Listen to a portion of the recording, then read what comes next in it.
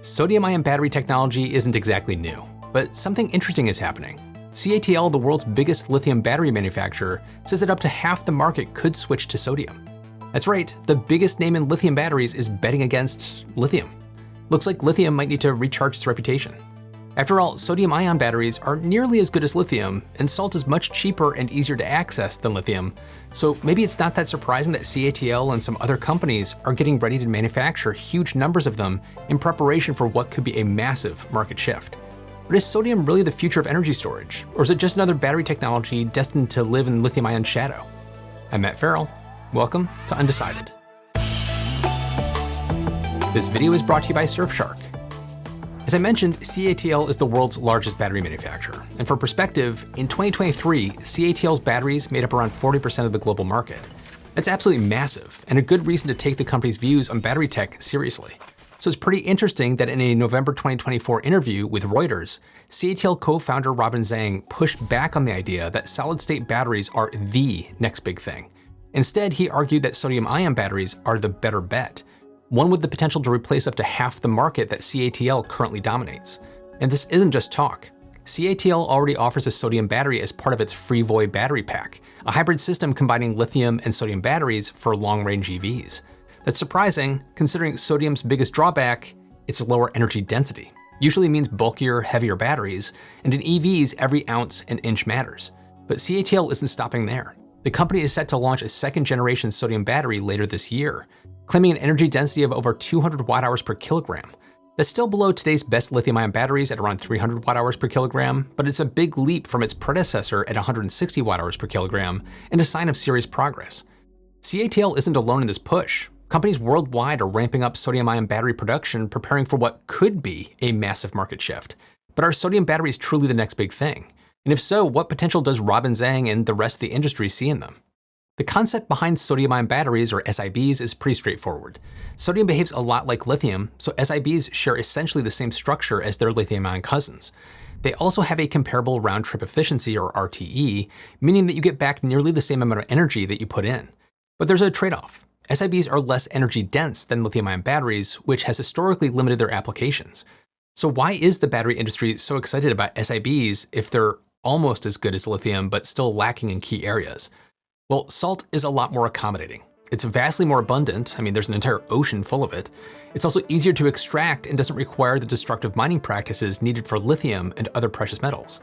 All this makes SiBs cheaper, more sustainable, and less vulnerable to supply chain disruptions and geopolitical tensions. Beyond cost and sustainability, SiBs have other advantages. Their chemistry gives them excellent resistance to extreme temperatures. They're less prone to thermal runaway and actually perform better in cold conditions than lithium-ion batteries. Now, to be fair, thermal runaway is fairly rare in lithium-ion batteries. You won't have an issue unless you're dropping your laptop or taking a sledgehammer to it. But in large-scale energy storage where hundreds of batteries are packed together, safety matters. If you're setting up a solar farm in a hot, dry, wildfire-prone region, say the US Southwest or much of Australia, SiBs might be the smarter, safer choice. That cold resistance is also why some in the EV industry are paying attention despite SiBs' energy density shortcomings. In freezing temperatures, lithium ions can get lost on their way to the anode, plating onto the outside instead, which lowers efficiency or even causes a short. Sodium batteries are more resistant to that problem. Most lithium batteries start struggling at -20 degrees Celsius or -4 degrees Fahrenheit, while CATL claims its second-gen sodium batteries can handle as low as -40 degrees Celsius, which is also -40 degrees Fahrenheit. It's one reason the company is eyeing them for EVs. If the world's largest battery maker getting serious about SiBs isn't enough to grab your attention, just wait until you hear what the second largest is up to. And speaking of staying plugged in, let's talk about staying secure online with today's sponsor, Surfshark VPN. I just got back from a trip from a friend's wedding, and between the airport lounges and hotel Wi-Fi, I leaned heavily on Surfshark VPN to keep my connection from going icy cold in terms of security and privacy. I've been using Surfshark for what feels like forever and get so much use out of it. Surfshark is a fast, easy-to-use VPN full of incredible features that you can install on an unlimited number of devices with one account. But that's not all. Even shopping services will sometimes gate prices based on your location, so you can change your location to make sure you're getting the best deal. They also have add-ons to their VPN service to unlock things like Surfshark Alert, which will let you know if your email or personal details like passwords have been leaked in online data breaches. Right now, they're running a special deal. Go to surfshark.com/undecided or use code undecided at checkout to get up to 4 additional months of Surfshark VPN. Surfshark offers a 30-day money-back guarantee, so there's no risk to try it out for yourself. I've been using Surfshark for years and I love it. Don't miss out on this great deal. Links in the description below, and thanks to Surfshark and all of you for supporting the channel. So if the world's largest battery maker getting serious about SIBs isn't enough to spark your curiosity, let's talk about the world's second largest. That would be BYD, CATL's longtime rival, and BYD is going big on sodium. The company broke ground on a new gigafactory last year, and once it's fully operational in 2027, it's expected to crank out 30 gigawatt hours of sodium-ion batteries per year. Looks like BYD is really seasoning the competition. And this is part of BYD's push to diversify its energy storage portfolio and drive down the cost of sodium batteries. The company says its SIBs are already on track to match the price of standard lithium iron phosphate or LFP batteries by 2025, this year, and eventually, as the technology matures, they could be up to 70% cheaper. BYD is also rolling out its first utility-scale sodium battery energy storage system, or BESS, the MC Cube SIB energy storage system. What a coincidence, MC Cube was my DJ name. The system boasts a power output of 1,155 kilowatts and a storage capacity of 2.3 megawatt hours. That's solid, but still lower than the average lithium-ion BESS, which typically holds around 5 megawatt hours. So the big questions are, will sodium's unique advantages help it compete with existing lithium systems? And will BYD's predicted price drop actually happen? If either of these is yes, expect to see a lot more SIBs in the near future. But for now, we wait. And BYD isn't the only one making moves in China. Zhejiang Hunan Energy recently announced the registration and coding of its own sodium-ion production line. The company can now produce 4 gigawatt hours of sodium-ion battery cells and modules. And this is just phase 1. The company claims it will scale up to 20 gigawatt hours of sodium-ion production capacity. Of course, they still haven't set a firm deadline for that, so take that with a few grains of sodium. But it's another signal that the industry is shifting. And given that the planet isn't running out of salt anytime soon, I sure hope it does. Of course, China isn't the only player pushing ahead with sodium-ion tech. In the US, California-based Natron Energy has developed SIBs that allegedly charge and discharge 10 times faster than lithium-ion batteries. With an estimated lifespan of 50,000 cycles, they sound very promising. But there's a catch. Natron hasn't released weight-based energy density figures, which is typically a weak spot for SIBs. A 2022 Chemical and Engineering News article put their energy density at just 70 watt-hours per kilogram, on the very low end of the sodium-ion spectrum. While that's fine for stationary storage applications like data centers and telecoms, it doesn't exactly inspire confidence in their EV ambitions.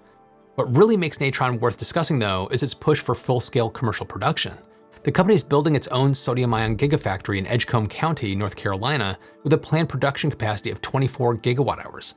And this isn't Natron's first rodeo. Last year, it opened a smaller sodium battery factory in Holland, Michigan, currently the only one of its kind in the US, at least until the larger facility comes online.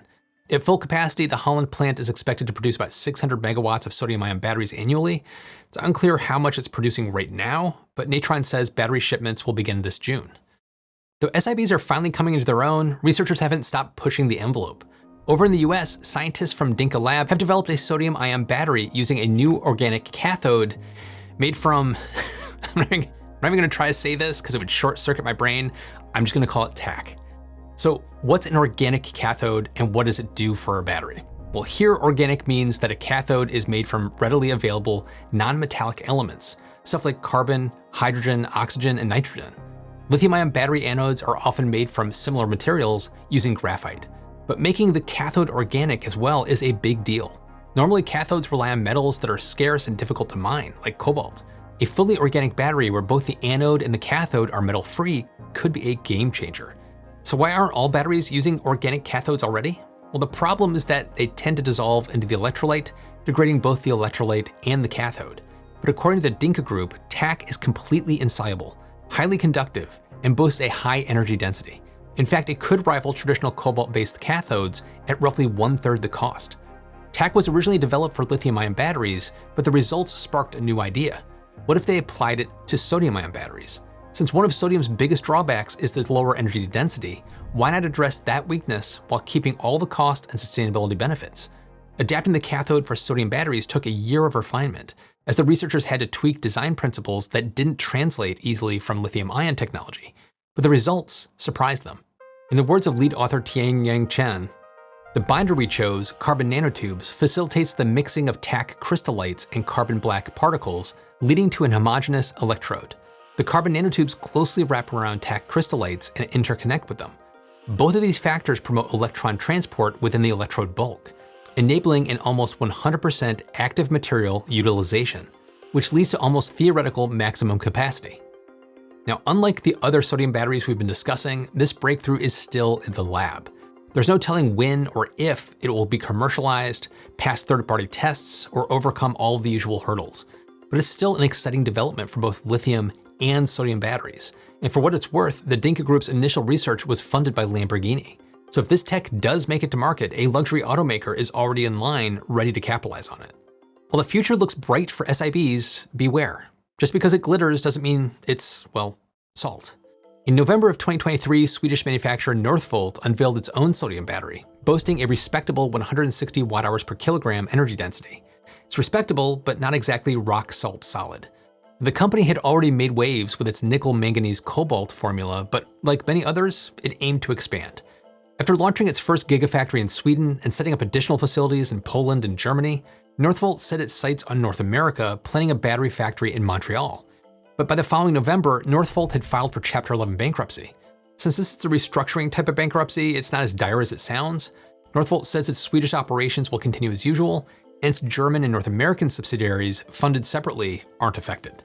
I'm not an international corporate financial law channel, so I won't pretend to know what all the implications are, but Chapter 11 is complicated, or so I'm told.